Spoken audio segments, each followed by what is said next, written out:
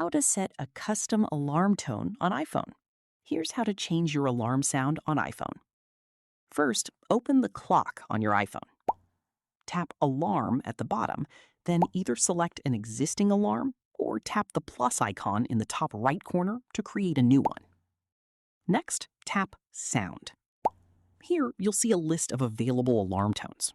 You can tap any tone to preview it and choose the one you like. If you've purchased ringtones or added custom tones to your iPhone, they will appear at the top of the list under ringtones. Select your preferred custom tone, then tap Back. Finally, tap Save in the top right corner to apply the new alarm sound. To make sure everything is working correctly, you can set a test alarm a few minutes ahead and listen for the new tone. And that's it. You've successfully set a custom alarm tone on your iPhone. Thanks for watching.